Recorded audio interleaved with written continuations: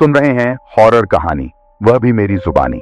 दोस्तों, आज मैंने आप लोगों के लिए एक खौफनाक और सस्पेंस भरी हुई एक स्टोरी लेकर आया हूं जो हांटेड रोड के बारे में है, यानी खौफनाक रास्ता। वीडियो शुरू करने से पहले मुझे आप सबसे छोटी सी रिक्वेस्ट है कि अगर आप मेरे चैनल पर नए हैं तो मेरे चैनल को सब्सक्राइब करना और मेरी वीडियो को लाइक भी करना। ये एक नया चैनल है, जिस वजह से मुझे आप लोगों की सपोर्ट की जरूरत है। और दोस्तों, कमेंट करके हमें जरूर बताना कि हमारी कहानी आपको कैसी लगी, और आप अपना नाम भी लिखना और यह भी बताना कि आप किस शहर से मेरी वीडियो को देख रहे हो। और फिर मेरे आने वाली वीडियो में मैं आप लोगों के नाम बताऊंगा अपने YouTube वीडियो में। तो चलिए दोस्तों, बिना समय बर्बाद किए कहानी शुरू करते हैं। रात का तीसरा पहर था। मैं अपने दोस्त राघव के साथ एक शादी से वापस लौट रहा था। रास्ता लंबा था और हम दोनों थके हुए थे। हम जल्दी से जल्दी घर पहुंचना चाहते थे, इसलिए मैंने एक शॉर्टकट लेने का फैसला किया। राघव ने पहले तो मना किया, लेकिन मैंने उसे यकीन दिलाया कि यह रास्ता सुरक्षित है। रास्ते में एक पुरानी सुनसान सड़क से गुजरना पड़ा। चारों ओर घना अंधेरा था और केवल हमारी कार की हेडलाइट्स ही हमें रास्ता दिखा रही थीं। उस सड़क पर बहुत कम ही लोग आते जाते थे। हवा में एक अजीब सी ठंडक और सन्नाटा था, जैसे कि किसी अनजानी ताकत की मौजूदगी हो। राघव थोड़ा डरा हुआ लग रहा था। उसने मुझसे कहा, यार, ये रास्ता सही नहीं लग रहा। मैंने सुना है इस सड़क पर कुछ अजीब घटनाएं होती हैं। मैंने उसकी बात को हंसी में टालते हुए कहा, अरे कुछ नहीं होता, बस जल्दी घर पहुंचने की सोचो। हम थोड़ी दूर ही आगे बढ़े थे कि अचानक हमारी कार की हेडलाइट्स बंद हो गईं। मैं एकदम से डर गया और ब्रेक पर पैर मार दिया। कार रुक गई और चारों ओर का अंधेरा और भी गहरा हो गया। मैंने कोशिश की, लेकिन हेडलाइट्स फिर से चालू नहीं हुई। राघव ने घबराते हुए कहा, तूने देखा? मैंने कहा था ना कि यह रास्ता सही नहीं है। मैंने उसे शांत करने की कोशिश की। शायद कोई फ्यूज उड़ गया होगा। चलो बाहर निकल कर देखते हैं। हम दोनों कार से बाहर निकले और कार की बोनट खोलकर देखने लगे। तभी हमें एक हल्की सी आवाज सुनाई दी, जैसे कोई हमारे पास ही खड़ा हो और धीरे धीरे सांस ले रहा हो। मैंने चारों ओर देखा, लेकिन अंधेरे के सिवा कुछ भी नजर नहीं आया। राघव ने फिर कहा, भाई, ये जगह सही नहीं लग रही, चलो वापस चलते हैं। लेकिन वापस जाने का कोई रास्ता नहीं था। मैंने उसे बताया कि हमें आगे ही जाना पड़ेगा। हमने बोनट बंद किया और कार में बैठ गए। जैसे ही हमने कार चालू की, हेडलाइट्स फिर से जल उठी। हमने राहत की सांस ली और आगे बढ़ने लगे। अचानक हमारी कार के सामने एक सफेद साड़ी पहने औरत दिखाई दी। वो सड़क के किनारे खड़ी थी और उसकी आंखों में एक अजीब सी चमक थी। मैंने ब्रेक पर पैर मारा और कार रुक गई। राघव ने घबराते हुए कहा, चल यहां से भाग चलते हैं। मैंने औरत की तरफ देखा और सोचा कि शायद उसे मदद की जरूरत हो।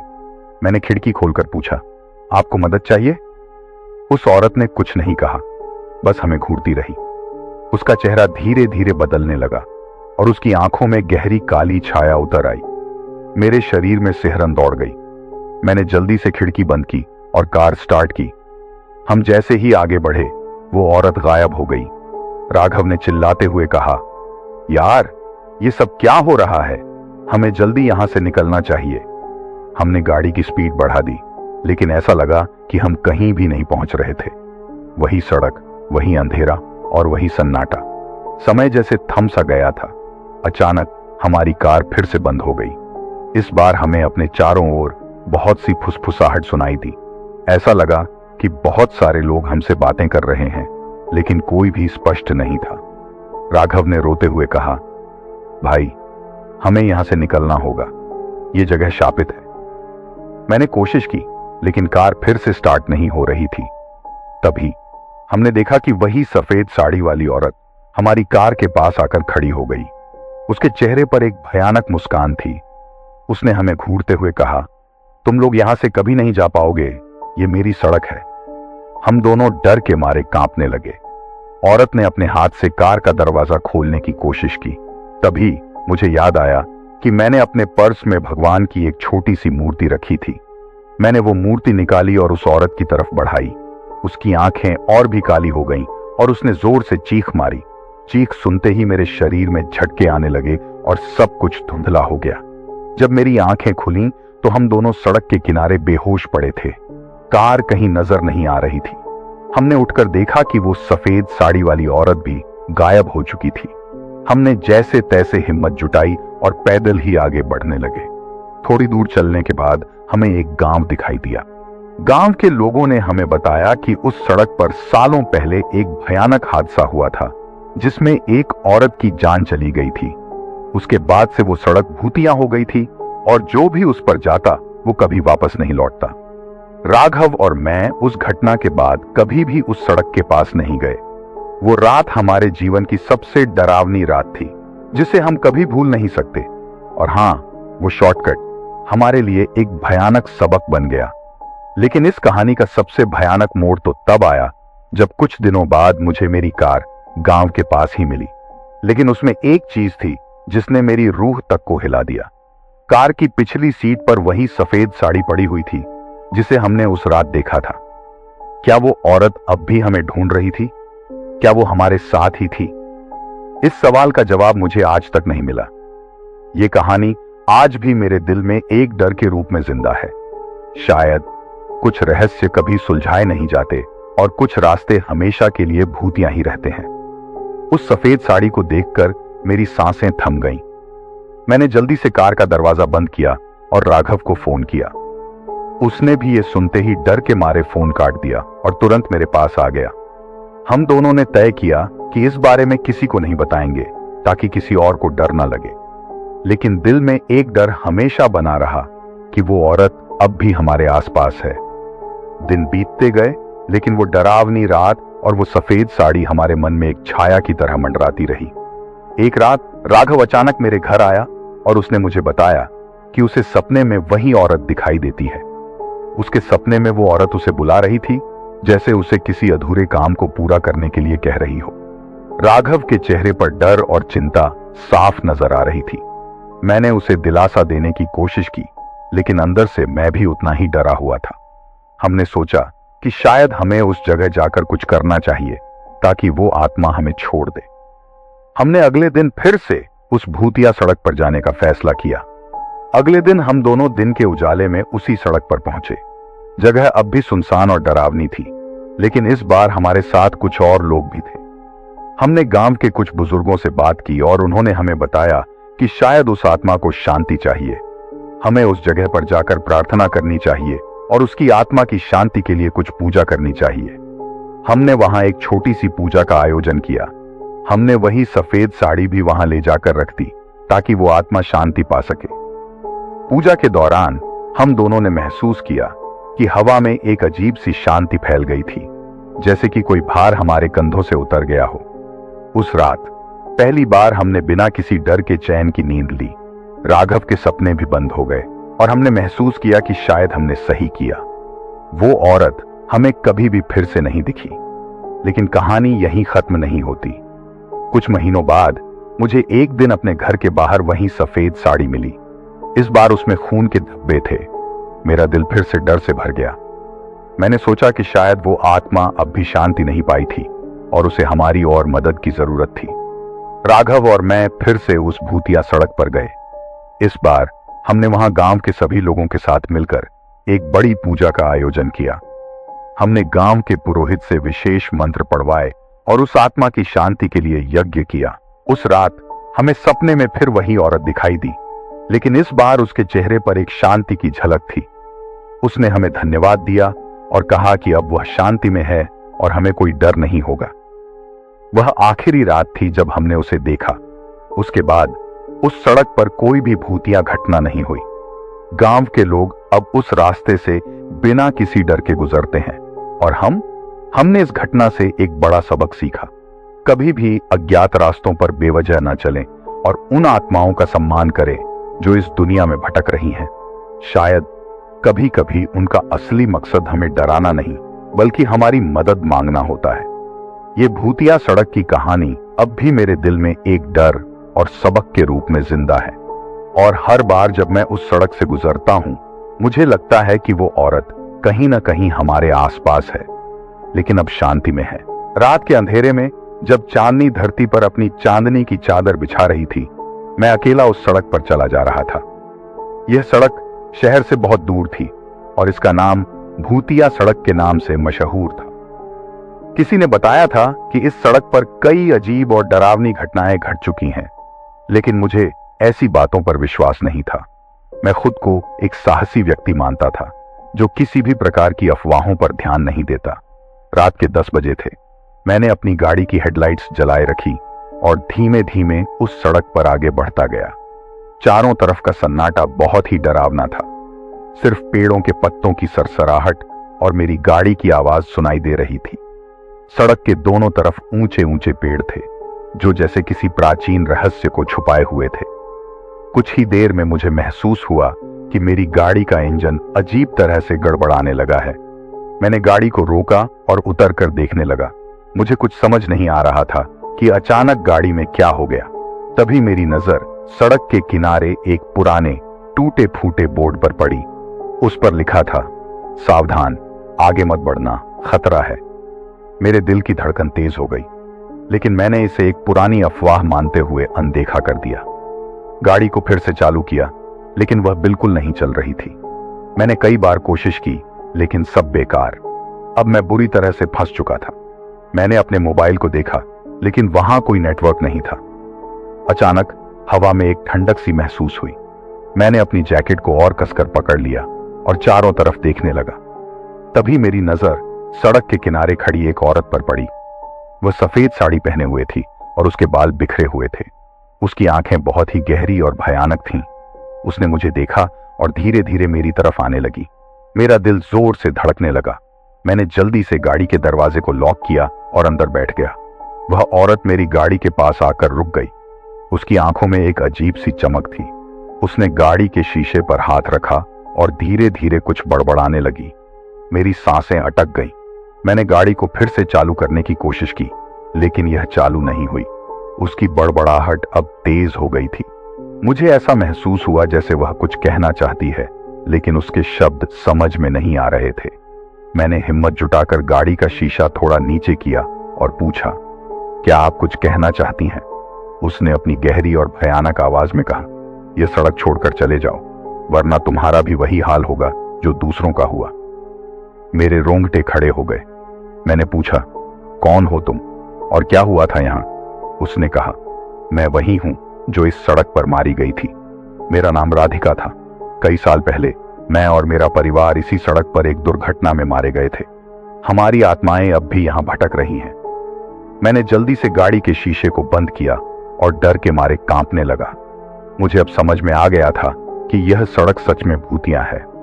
मैंने अपने आप को संभालते हुए गाड़ी को फिर से चालू करने की कोशिश की और इस बार वह चालू हो गई। मैंने तुरंत गाड़ी को रिवर्स में डाला और तेजी से पीछे हटने लगा। लेकिन तभी मैंने देखा कि सड़क के किनारे कई और भूतिया आकृतियां खड़ी थीं। वे सब मेरी तरफ देख रही थीं और उनके चेहरों पर एक भयानक मुस्कान थी। मैंने गाड़ी की स्पीड बढ़ा दी और किसी तरह से उस सड़क से बाहर निकलने की कोशिश की। जब मैं सड़क के अंत तक पहुंचा तो मैंने पीछे मुड़कर देखा।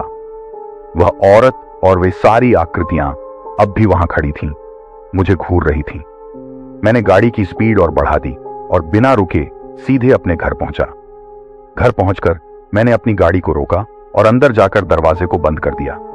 मेरी सांसें अभी भी तेज थीं और दिल जोर जोर से धड़क रहा था। मैंने खुद को संभालते हुए सोफे पर बैठ गया और सोचा कि यह क्या था जो मैंने अभी अभी देखा था। उस रात मैं सो नहीं सका। मेरी आंखों के सामने बार बार वह औरत और वे भूतियां आकृतियां आ रही थीं। मैंने अगले दिन उस सड़क के बारे में जानकारी इकट्ठा की और पाया कि वहां सच में कई हादसे हो चुके थे और लोग कहते थे कि वहां भूत रहते हैं। उस दिन के बाद मैंने कभी भी उस सड़क पर जाने की हिम्मत नहीं की। अब भी जब भी मैं उस सड़क के बारे में सोचता हूं, मेरे रोंगटे खड़े हो जाते हैं और मेरी रातों की नींद उड़ जाती है। कभी कभी रात के अंधेरे में जब सब कुछ शांत होता है, मुझे ऐसा महसूस होता है कि वह औरत अब भी मुझे देख रही है, मेरी गाड़ी के पास खड़ी है और कह रही है, यह सड़क छोड़कर चले जाओ, वरना तुम्हारा भी वही हाल होगा जो दूसरों का हुआ। उस भूतिया सड़क का खौफ अब भी मेरे दिल और दिमाग में बसा हुआ है। कुछ महीनों के बाद मैंने अपनी नौकरी बदल ली और दूसरे शहर में शिफ्ट हो गया। इस बदलाव के पीछे मेरी केवल एक ही वजह थी, उस भूतिया सड़क की यादें। हालांकि मैं नए शहर में आ चुका था, लेकिन उस रात के डरावने अनुभव ने मेरा पीछा नहीं छोड़ा था। रात में जब भी अकेला होता, वो औरत और वे भूतिया आकृतियां मेरी आंखों के सामने आ जाती थीं। एक रात जब मैं अपने नए अपार्टमेंट में आराम कर रहा था, तो अचानक मेरा फोन बज उठा। स्क्रीन पर कोई अनजान नंबर था। मैंने कॉल रिसीव की, लेकिन दूसरी तरफ कोई आवाज नहीं आई। कुछ सेकंड बाद एक धीमी और भयानक आवाज आई, तुम बच नहीं सकते। मैंने जल्दी से फोन काट दिया और डर के मारे कांपने लगा। यह आवाज बिल्कुल वैसी ही थी जैसी उस औरत की थी जो उस रात मेरी गाड़ी के पास आई थी। मैंने अपने आप को समझाया कि यह बस एक वहम है, लेकिन अंदर से मैं पूरी तरह से डर चुका था। अगले कुछ दिनों तक मैं उस कॉल को भूलने की कोशिश करता रहा, लेकिन फिर एक रात जब मैं अपने दोस्तों के साथ एक पार्टी से वापस लौट रहा था, तो अचानक मेरे फोन में एक मैसेज आया। मैसेज में लिखा था, तुम्हारा अंत निकट है। मैं डर के मारे अपने दोस्तों को यह सब बताने लगा, लेकिन उन्होंने इसे एक मजाक समझा और मेरी बात को हल्के में लिया। लेकिन मेरे लिए यह सब मजाक नहीं था। मैंने अपने फोन को बंद कर दिया और दोस्तों के साथ घर की तरफ चल पड़ा। रास्ते में मेरी नजर अचानक सड़क के किनारे खड़ी एक आकृति पर पड़ी। वह वही औरत थी, सफेद साड़ी में। मेरे दिल की धड़कन तेज हो गई और मैंने तेजी से गाड़ी चला ली। घर पहुंचते ही मैंने सभी दरवाजे और खिड़कियां बंद कर दी और अपने कमरे में चला गया। मैंने सोने की कोशिश की, लेकिन नींद नहीं आ रही थी। अचानक मुझे लगा कि मेरे कमरे में कोई और भी है। मैंने चारों ओर देखा, लेकिन कुछ नहीं दिखा। फिर बिस्तर के पास खड़े होने की आवाज आई। मैंने हिम्मत जुटाकर देखा और देखा कि वही औरत मेरे बिस्तर के पास खड़ी थी। उसकी आंखें भयानक और गहरी थीं और उसके चेहरे पर एक डरावनी मुस्कान थी। उसने धीरे धीरे कहा, तुम्हें चेतावनी दी थी, लेकिन तुमने ध्यान नहीं दिया। अब तुम्हारा अंत निकट है। मैं जोर से चिल्लाया, लेकिन मेरी आवाज किसी ने नहीं सुनी। मैंने जल्दी से बिस्तर से कूदकर भागने की कोशिश की, लेकिन उस औरत ने मेरा हाथ पकड़ लिया। उसकी पकड़ बहुत ही ठंडी और जकड़ने वाली थी। मैंने अपने पूरे शरीर की ताकत लगाकर खुद को छुड़ाने की कोशिश की, लेकिन वह औरत बहुत ही शक्तिशाली थी। मुझे ऐसा लगने लगा कि अब मैं बच नहीं पाऊंगा। मैंने अपनी आंखें बंद कर लीं और भगवान से प्रार्थना करने लगा। तभी अचानक वह औरत गायब हो गई और कमरे में अजीब सन्नाटा छा गया। मैंने धीरे धीरे अपनी आंखें खोली और देखा कि वहां कोई नहीं था, लेकिन मुझे उसकी उपस्थिति अब भी महसूस हो रही थी। उस घटना के बाद मैंने अपने एक मित्र से संपर्क किया जो आध्यात्मिक मामलों में बहुत ज्ञानी था।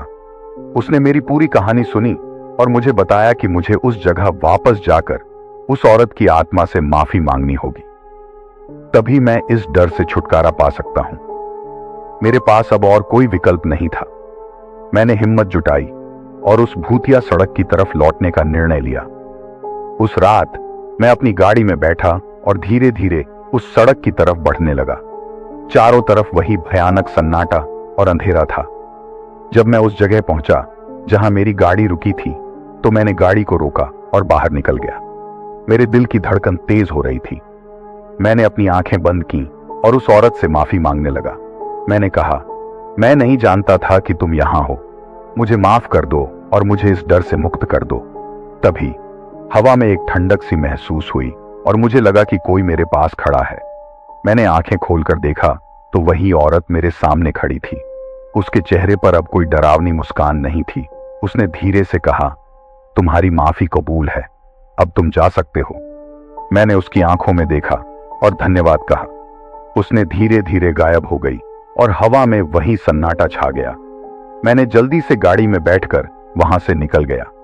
उस रात के बाद मुझे कभी भी उस औरत या उन भूतिया आकृतियों का सामना नहीं करना पड़ा। मुझे ऐसा लगा कि मेरी माफी ने उन्हें शांति दे दी थी और मैं अब इस डर से मुक्त हो चुका था। लेकिन वह भूतिया सड़क, उसकी कहानियां और उसकी घटनाएं हमेशा मेरी यादों में रहेंगी। यह एक ऐसा अनुभव था जिसने मुझे हमेशा के लिए बदल दिया और मुझे सिखाया कि हर अफवाह के पीछे एक सच्चाई हो सकती है। तो मुझे उम्मीद है कि आपको वीडियो पसंद आएगा और कृपया मेरे चैनल को सब्सक्राइब करें और वीडियो को लाइक करें। अगले वीडियो में मिलते हैं, तब तक के लिए अलविदा।